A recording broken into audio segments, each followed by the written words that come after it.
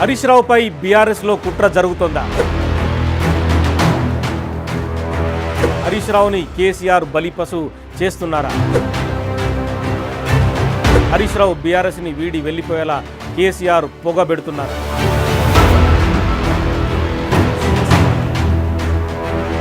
హరీష్ రావు పార్టీని చీల్చే స్కెచ్ వేస్తున్నారా?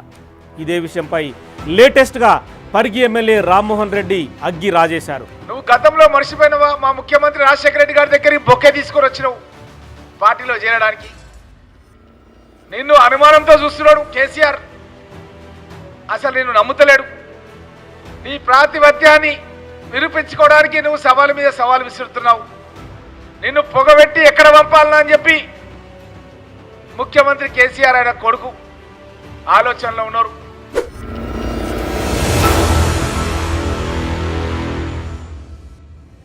ఎమ్మెల్యే రామ్మోహన్ రెడ్డి ఆరోపణలు నిజమేనంటున్నారు రాజకీయ విశ్లేషకులు.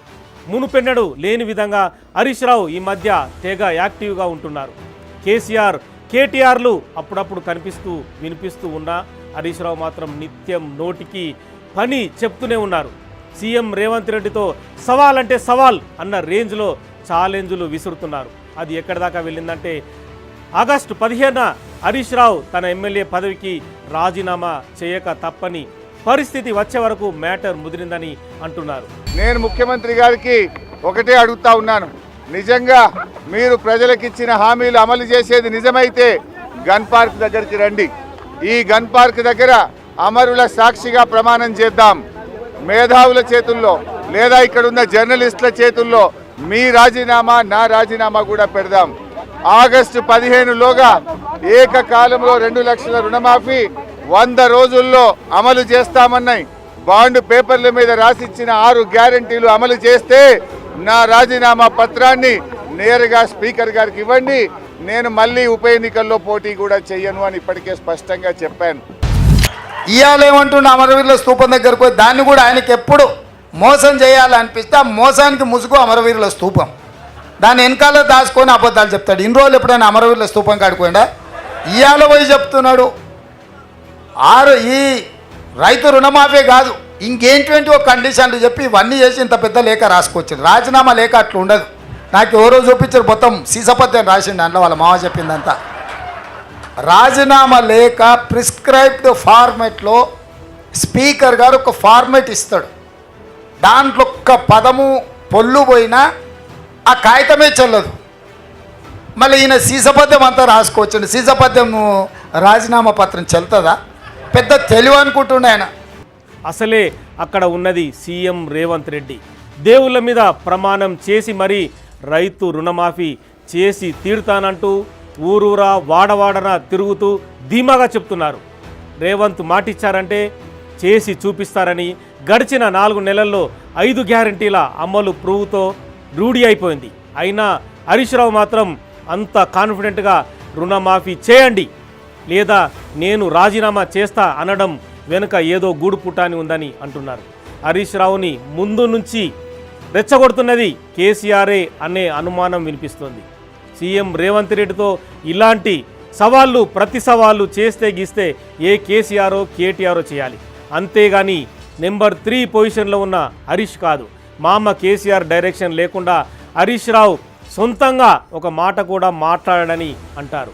అల్లుడి నోటి నుంచి వచ్చే ప్రతి పదం కేసీఆర్ మెదడు నుంచి వచ్చిన ఊహ్యమే అంటారు. మరి హరీష్ను కేసీఆర్ ఎందుకింతలా రెచ్చగొడుతున్నారు?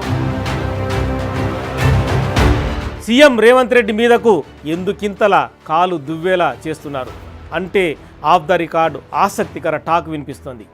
హరీష్ రావుపై కేసీఆర్కు మొదటి నుంచి అనుమానమే అని చెప్తారు. గతంలో ఈటల రాజేందర్తో కలిసి తనకే వెన్నుపోటు పొడిచే ప్రయత్నం చేశారని అంటారు.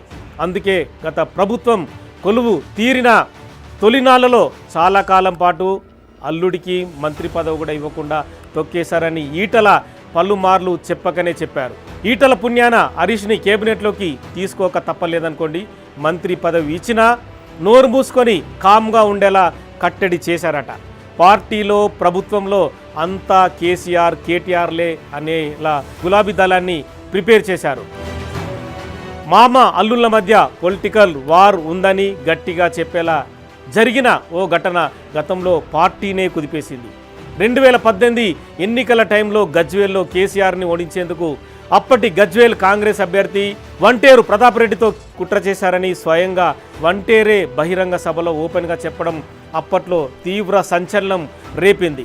నీవేమన్నా కష్టపడు, మా మామను ఓడించు, నీకేమన్నా కావాలంటే ఆర్థికంగా సాయం చేస్తా. మా మామ ఉంటే నా రాజకీయ జీవితం లేకుండా అయిపోతుంది. మా మామ మా కేటీఆర్ గారికి అభయెత్తున్నాడు, నా ఇజ్జత్ తీస్తున్నాడు. నేను తెలంగాణ కోసం 14 ఏళ్ళు కష్టపడ్డా, గ్లాసులు కడిగినా, ఎన్నో ఇబ్బందులు పడ్డా. ఇవాళ చేతికొచ్చినాక మా బావమరిదిని పెడుతున్నాడు ప్రతాప్. మా మామను కొడితే వాళ్ళ చరిత్ర బంద్ అయిపోతుంది, వాళ్ళ కుటుంబం వెనుక పోతుంది. నేను నీతో కలిసి పనిచేస్తా, నీకేమైనా కావాలా, నేను ఆర్థిక సాయం అందించడానికి సిద్ధంగా ఉన్నా అని చెప్పి హరీష్ రావు గారు అన్నోన్ ఫోన్ నంబర్తో నాకు ఫోన్ చేసిండు. మామ అల్లుల మధ్య పోరుకు అనేక ఎగ్జాంపుల్స్ ఉన్నాయంటారు. అప్పట్లో వైఎస్ఆర్ సీఎంగా ఉన్నప్పుడు హరీష్ రావు బోకే తీసుకొని వెళ్ళి కలవడంతో ఆనాడే టీఆర్ఎస్లో చీలిక ఖాయమని చర్చ నడిచింది.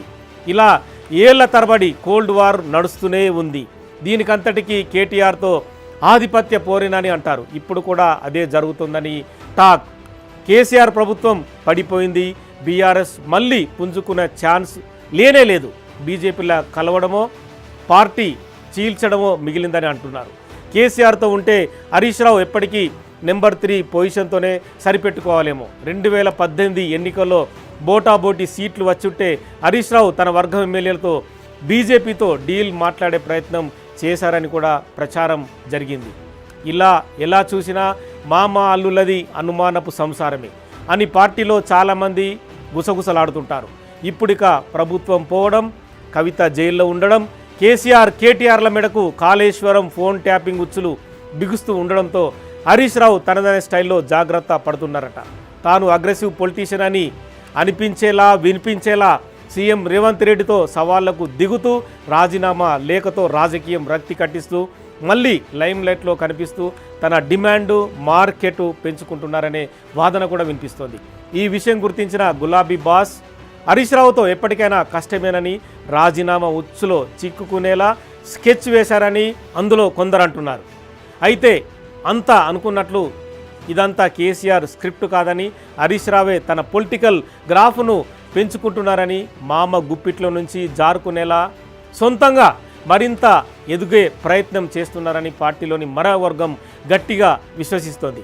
తన గ్రాఫ్ పెరిగితే బీజేపీతో బేరసారాలు మరింత గట్టిగా చేయొచ్చనేది హరీష్ మైండ్ గేమ్ అని అంటున్నారు. వరుస పరిణామాలు చూస్తుంటే లేటెస్ట్ పొలిటికల్ పిక్చర్ అంతా కూడా హరీష్ రావు చుట్టూ తిరుగుతూనే ఉంది. హరీష్ను రేవంత్ మీదకు ఉసుగొల్పి రాజీనామాతో బలి పశువును చేసేలా కేసీఆర్ స్కెచ్ వేశారనే అనుమానం మరింత బలంగా ఉందో, అదే టైంలో హరీష్ రావే రేవంత్ను ఢీకొడుతూ కేసీఆర్ కేటీఆర్ల కంటే కూడా తన మీద ఫోకస్ అంతా ఉండేలా చూసుకుంటూ పొలిటికల్ డిమాండ్ పెంచుకుంటున్నారనే చర్చ కూడా జోరుగా నడుస్తుంది.